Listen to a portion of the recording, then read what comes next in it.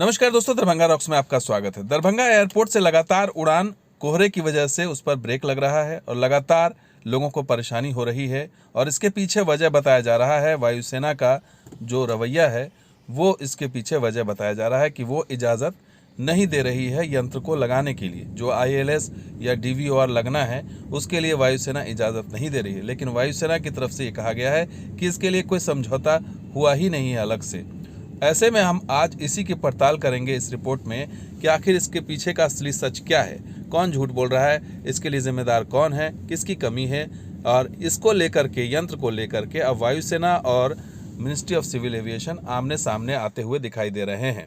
तो आज इसी की बात करेंगे कि आखिर सच्चाई क्या है, उड़ान पर ब्रेक के पीछे जो असली सच्चाई है वो क्या है, और इसको खंगालने की कोशिश करेंगे कि आखिर जो है वो सच कौन बोल रहा है और झूठ कौन बोल रहा है, और इसके लिए जो है जिम्मेदारी किसकी बनती है।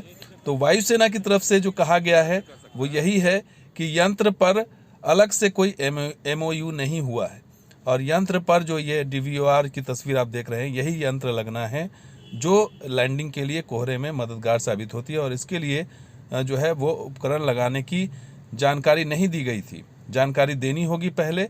ये वायुसेना के हवाले से खबर आई है कि सारी व्यवस्थाएं एयरपोर्ट अथॉरिटी को ही करनी है और मिनिस्ट्री ऑफ सिविल एविएशन को करनी है, और NOC की ज़रूरत नहीं है, सिर्फ MOU करना पड़ेगा, उसको साइन करना पड़ेगा, जिसकी वजह से ये मामला लटका हुआ है। ये वायुसेना के हवाले से खबर दी गई है।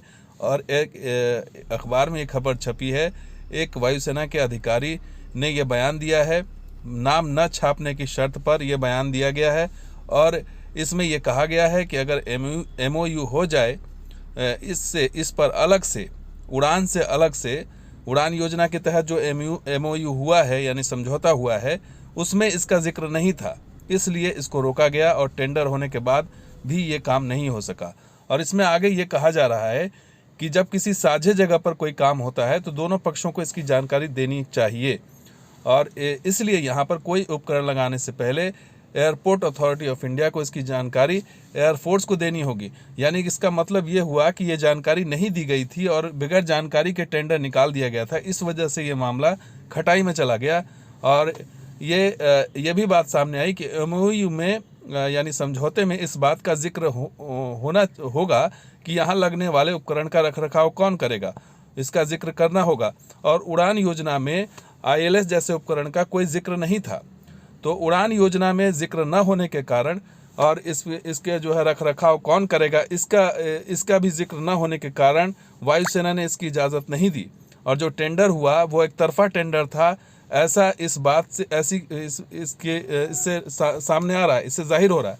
और इसमें यह बताया गया कि एयरपोर्ट पर अभी RNAV यानी रीजनल नेविगेशन उपकरण उपलब्ध है, और इसकी मदद से यहाँ लैंडिंग और टेक ऑफ हो रहा है। और इसमें ये RNAV जो होता है, ये 5 किलोमीटर की विजिबिलिटी की ज़रूरत होती है उपकरण को नॉर्मल, लेकिन इस उपकरण से 1.5 किलोमीटर की जो है वो विजिबिलिटी हो रही है, यानी कि 1.5 किलोमीटर की विजिबिलिटी से लैंडिंग की जा रही है। लेकिन ज़ीरो विजिबिलिटी के लिए ज़रूरी है DVOR और ILS और लाइटिंग सिस्टम, ये सारी चीज़ें ज़रूरी है। हालांकि इस बीच अच्छी खबर ये आ रही है कि मुंबई, दिल्ली और बेंगलुरु की फ़्लाइट लैंड हुई फ्राइडे यानी कि 11 दिसंबर को। तीनों फ्लाइट लैंड हुई और टेक ऑफ हुई, ये अच्छी खबर है। लेकिन इसके लिए बिल्कुल मिड में जब मौसम साफ़ होता है तब इसकी लैंडिंग हुई। हालांकि इसका थोड़ा सा चेंज हुआ, जो मुंबई की फ़्लाइट 11 बजे आनी थी वो 1:07 पर लैंड हुई, दिल्ली वाली फ़्लाइट 2:06 पर लैंड हुई, और बेंगलुरु वाली 3:09 पर लैंड हुई। तो यानी कि थोड़ा सा बदलाव हुआ, 1 आध घंटा आगे पीछे हुआ। मौसम साफ़ होने का इंतज़ार किया गया ताकि लैंडिंग जो है वो ठीक से कराई जा सके। तो लैंडिंग इस तरह से जुगाड़ सिस्टम से किया जा रहा है। बिल्कुल देखा जा रहा है कि बिल्कुल ऐसा मौसम हो तब फ्लाइट को जो है वो लैंड कराया जाए। तो बिल्कुल ही निर्भर है, मौसम के ऊपर है, कोहरे के ऊपर है। मौसम साफ़ हो तो लैंडिंग कराई जा रही है। तो ये जुगाड़ सिस्टम आखिर कब तक चलेगा, ये बड़ा सवाल है। और वो MOU जो बताया जा रहा है वायुसेना की तरफ से, वो कब होगा, ये बड़ा सवाल है।